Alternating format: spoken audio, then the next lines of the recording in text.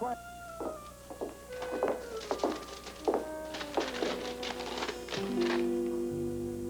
Oh, good Lord. What's in the telegram? Good news or bad? Oh. Both. Well, I guess the next line is, what do we want to hear first, the good or the bad? Well, I'll give it to you all at once. This is from Lila. She is coming home on Thursday. Oh, no. Beatrice is still here. Yeah, precisely. Yeah, so much for your mother's happy homecoming. Oh, Jimmy Lee, what are you doing here? I got some bugs in the pool area, and it's costing me a fortune. Yeah, you think you got problem. Try mine. What now? No, nothing new, just more intensive. Edward is determined to run me out of town. Mother, you can handle Edward. Yeah, I thought so myself, but since he's so determined, I really need your help. How? Well, you said you had something that would bring the Quartermains down crashing. Yeah, well, I had some papers, but they got burned up in a fire accidentally. Were they a threat to Edward? They would have wiped out the whole Quartermain family. Do any of the Quartermains know that the papers were burned? No. Nobody knows. Then they're still a real weapon. And I can use them. Now, you're going to tell Mother all about the papers.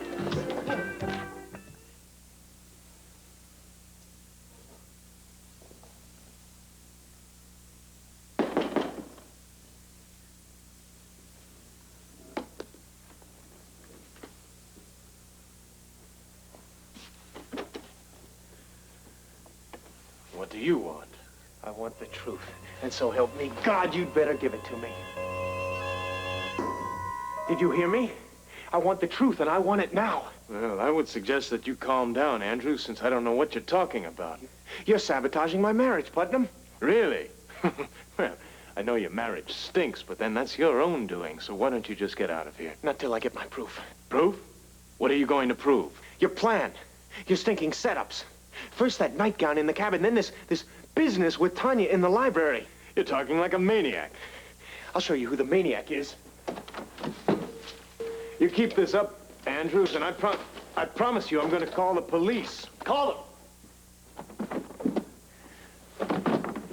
What are you looking for? I'm looking for my clothes. Your clothes? Well, now I know you are out of your mind. The clothes you wore to disguise yourself to look like me. The clothes you wore in the library when you kissed Tanya. I see. So in other words, Celia finally caught you with your little girlfriend and you want to use me as a scapegoat. No, it was you, Putnam. You in the library, you who kissed her. I've had enough of this. I am going to call the police. Go ahead. Call them. And when they get here, you be sure to tell them about this.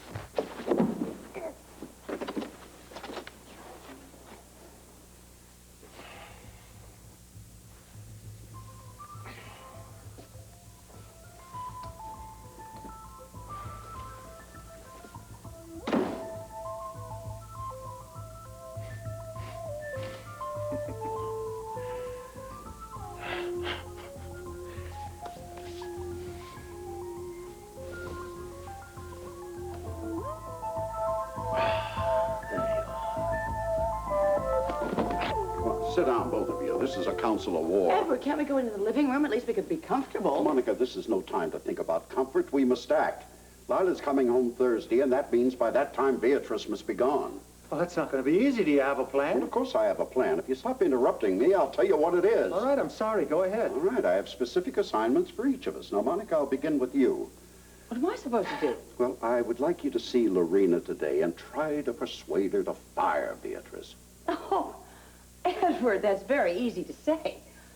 But if you recall, Lorena does have the sole rights to hire and fire anybody. Well, the devil with her rights. I mean, this is a dire emergency. That's right, Monica. Do what you have to do. Lean on her if you have to. How? I don't know. Think of something. Tell her it's time that she paid her dues. That's it. What dues? Her Quartermain family ties dues. I think that is an excellent approach. Now, you try that. All right. All right, I will do this because I love Lila and I do not want to see her embarrassed or humiliated. Well, no one does. And now we come to my part of the assignment. You'll take note that I've taken on the most difficult job for myself. Well, we never expected any less, Edward. What are you going to do? I will personally lower the boom on Beatrice. How? Well, by presenting her with a fait accompli, namely tickets out of town and a timetable to go along with it. And I will tolerate no arguments whatsoever. Good luck on that. So, what's my assignment? Well, I think you'll function best behind the scenes, Alan. Now, your job is to make sure that Lila is totally unaware of the fact that Beatrice is in town. That's ridiculous. How can I do that? Everyone knows she's here. Someone's bound to tell Mother that Beatrice Well, I've is just here. been telling you, your job is to make sure that doesn't happen. Oh, great. I don't doubt you when you say that the papers are explosive. Mother, they're dynamite. Pure dynamite. Are they a real threat to Edward? You kidding? He can't get him out of his mind. Every time he sees me, he thinks about those papers. That's right. Oh, I can't stand this suspense anymore. Now, come on. Tell me about the dynamite. The papers prove, beyond a shadow of a doubt, that Lila never got her first marriage annulled. Lila was married before. That's right, which meant that Edward's and Lila's marriage wasn't legal. Then that means the children weren't legitimate. Alan was born out of wedlock, to put it mildly. I'm glad you put it that way, because Alan and I are two of a kind, which means that he doesn't have any advantage over me when it comes to that huge trust fund Edward's father left. Oh, I can't believe Edward wouldn't do something about it the moment he found out that his marriage to Lila wasn't legal. Oh, he did. They got married very secretively. That doesn't help Alan at all. Why not? It makes Alan a legitimate heir. Not in the eyes of his grandfather's will. You see, there was a clause which stated that every heir had to be legitimate at the time of birth. Oh, so Edward's and Lila's marriage doesn't make Alan any more legitimate than you. Not in his grandfather's wonderfully warped mind, it doesn't. You must understand the very, very rich. They neither live like anyone else, nor do they think like anyone else. Isn't that marvelous? Yeah, it makes it interesting for the rest of us now, doesn't it? Those papers are not only dynamite, they are a magnificent weapon. Just let Edward try to run me out of town now. Mother, excuse me for a second. Must you run every time that woman enters a room? I told you to stay out of my personal life now, didn't I know, but you should put an end to this affair. Mind it. I? I'll see you later.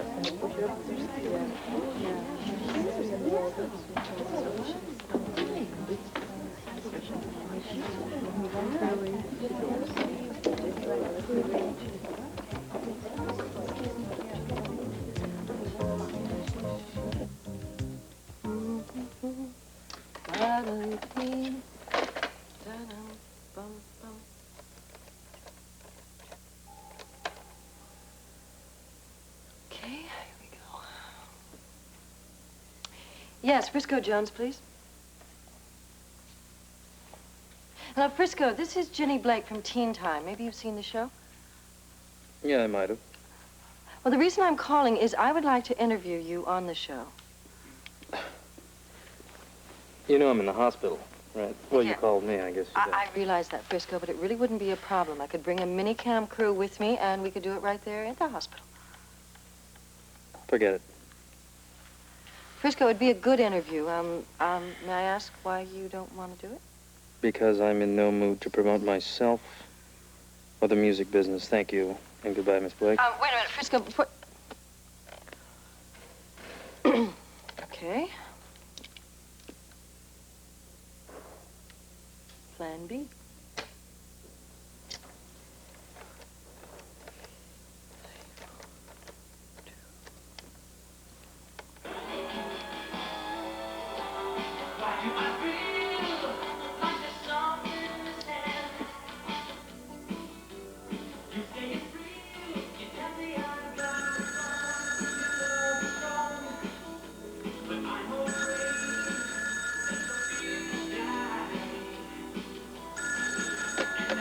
Hello?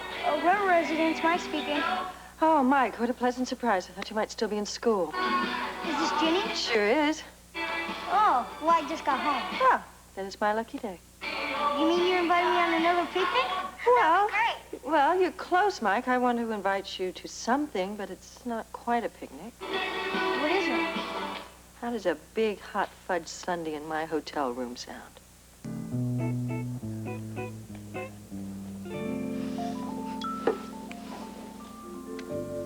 Guess you don't like the Sunday very much, do you? What? You're kidding me. Just a little bit. You know, this is a swell idea of yours to come up here to have Sundays. Are you sure you don't have to be at the studio? Positive. Tape some of the shows ahead of time. But you know, Mike, speaking of my show, aren't you a friend of Frisco Jones? Yeah, sure. He and Blackie were buddies. And you know he's at General Hospital. Yeah, I've been to see him a couple times. So you two really are good friends, huh? Mm-hmm. Sure, we're great friends. You know, I was thinking, Mike, don't you think it would be wonderful if Frisco did my show? I think that would be great. So all the people who watch the show. I think so, too. I gotta admit, I'm something of a fan myself. All you have to do is ask him a bit. Well, sometimes it takes a little bit more than that. Sometimes it depends on who does the asking. You mean like it's better if it's someone who knows him real well? Exactly. You mean want me to ask him? Huh? I'll do it. I know you and him would like each other. Yeah, I think we'd like each other, too. What do you say you finish up that Sunday and we go over to the hospital right now? Well, sure. Okay, listen, I'm gonna make one quick call. Mike, do you remember what floor is Frisco on at the hospital? 7. Okay, 7. Mike, you don't know what a big help you are to me. This is wonderful. Okay, wait a minute, don't go away.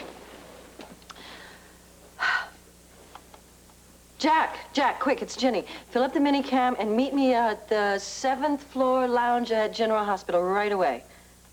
You'll see when you get there. Just be there really fast. I'll see you soon, okay? Great, bye-bye. Okay, my little helper. Let's go. All right. Okay, get your jacket. Get my clipboard.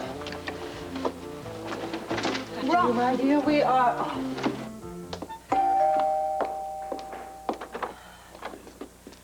Grant, what happened to your face? That's a very long story, but more importantly, are you all right? Well, of course I am. Come on in. Thank you. It's all swollen, Grant. I think we should get some ice on that. No, I'll be all right. No, an ice pack will help take the swelling down. You just wait right here. Have a seat. Thank you.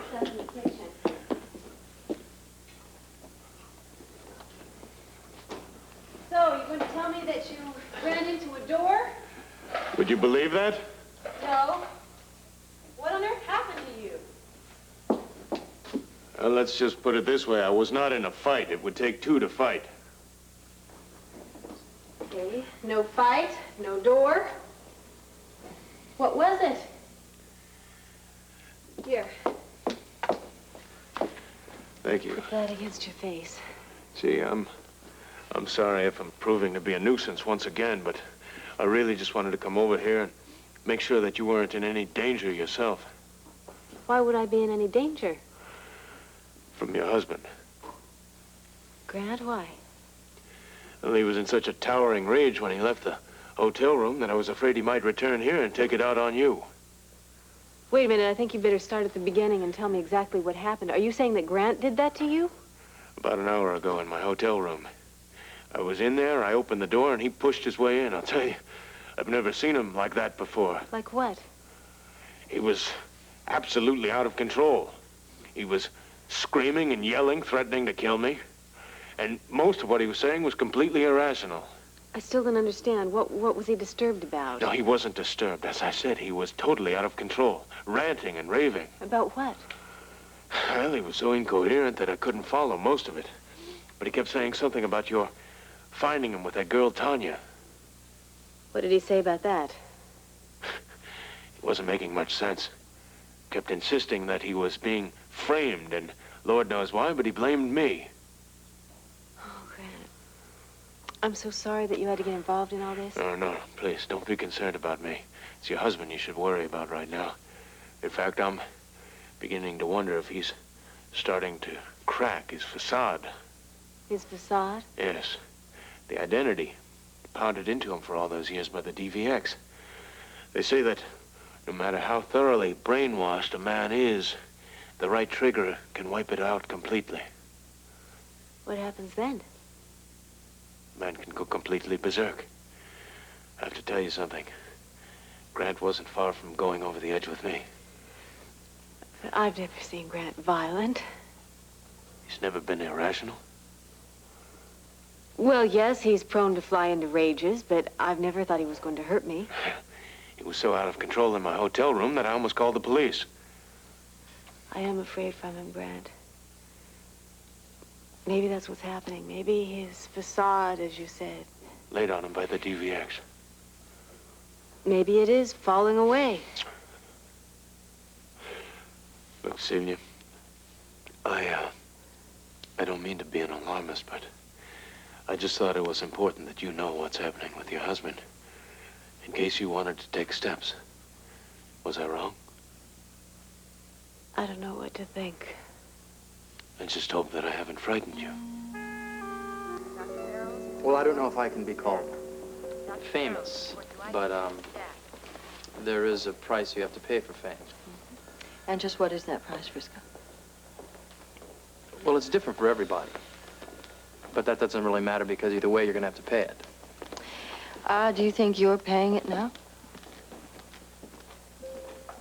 Yeah. There have been a lot of rumors going around that you might not sing again. Is that true? I don't know. But have you tried singing since you damaged your throat? No. No, I haven't.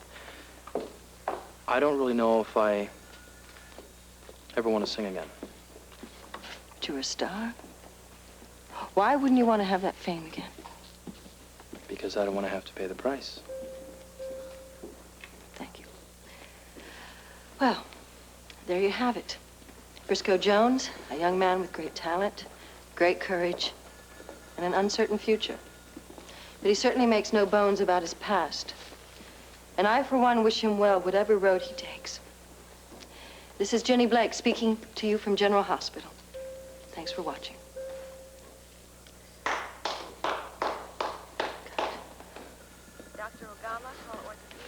Well, that was wonderful. Thanks. Thank you. You know, maybe we could do this again sometime.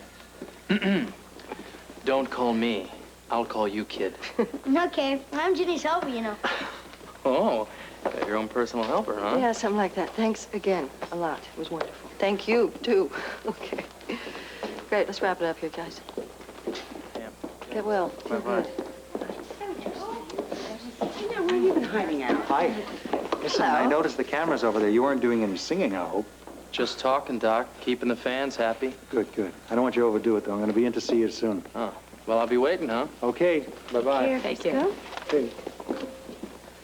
Would you please tell me why he is such a celebrity? I don't understand. These kids, they get into a recording studio, they put all this noise together on the records, and all of a sudden, they have a big hit overnight, and they're stars. How do they do that? It's their world, Alan. I mean, didn't you have any heroes way back when? Of course I did, but you know what really disturbs me is you ask these kids something like this, and they would tell you probably that Jonas Salk was the lead drummer for the Beatles. Alan, the Beatles had not been playing together for quite a while. I know, but I really like them. Anyway, I was just making a point. Yes, the point you're making is that you're really not with it at all. Well, I happen to like Frisco's music. So do I. I gotta go. I'll see you later. Okay.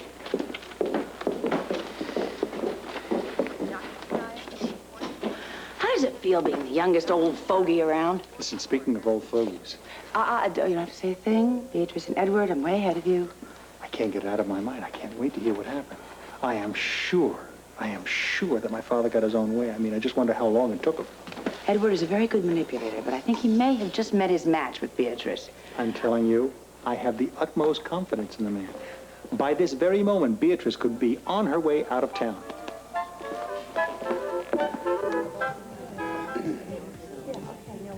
Beatrice, your telephone call was most opportune. It just so happens I wanted to see you today, too. Well, I'm delighted, very happy. I suggested that we have this little talk. Yeah, well, you said it was a matter of some urgency. Well, it is. I need your help. Yes? Doing what? Well, I want to put an end to this affair between Jimmy Lee and Lorena. I think we owe it to our son. Well, I don't know as I agree with you about owing him, but I do concur with you about Lorena. I think she'll definitely stand in his way, both socially and financially. Well, precisely. She's nothing but an opportunist, and a broken one at that. Gin. Again? Well, I just wasn't paying any attention to the game. Oh, I was. That's, you owe me $32. Are you sure? What am I talking about? Of course you're sure. 20, 30, 1, $32 even. Thank you. You know, Beatrice, as much as I agree with you about breaking up Jimmy Lee and Lorena, I'm afraid that is a little chore that I'm going to have to handle by myself. Why? I mean, now that I'm around, I think it would be most effective if we worked side by side. Well, unhappily, my dear, we will not be side by side. I don't understand. Well, in a nutshell, Beatrice, you have had a wonderful visit here in Port Charles, but now the time has come for you to return to Europe. Has it? Oh, yes, definitely. As a matter of fact, I have bought you a plane ticket, and I have it right here on me. One way. Oh, what a shame. Yeah.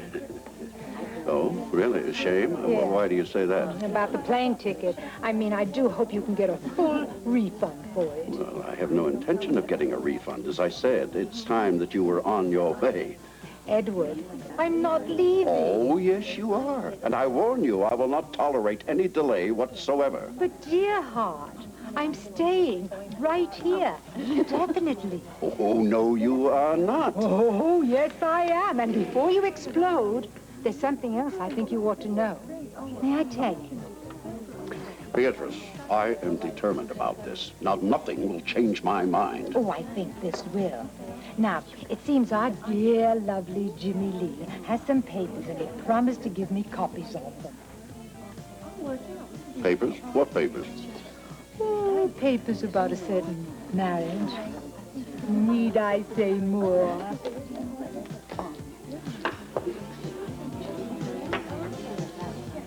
You know, Grant, it's not unheard of that an angry and jealous man would punch his so-called rival's jaw. You could look at it like that. But you don't, do you? I think that I've said too much as it is. No, Grant, you were right. I should know everything. Once again, Celia, I didn't mean to frighten you. I just figured that you know your husband better than anybody else. You are in the best position to help avoid any future explosions. But I don't know how to do that when I'm part of the problem. You're the only one who can do it. You see, Celia, I know what it's like to have a mental problem. And I also know the kind of treatment that elicits the best response. I don't know where to start. You've already begun, just by virtue of recognizing that there is a problem. You also must realize how alienated and isolated he feels at this point in time. You have got to give him your support now more than ever. You amaze me, Grant. How can you be so tolerant and so understanding after he just attacked you? I'm not thinking about myself, Celia. I really just wanted to be sure that you were alerted and that you could help stem his fury next time before he really does some serious harm. And you're saying he's dangerous? Depends on the circumstance and the person he's involved with. With me, yes, he was very definitely dangerous. He literally tore the room apart. He even wrecked my closet. Your closet? Why? Because he swore he was going to find my disguise.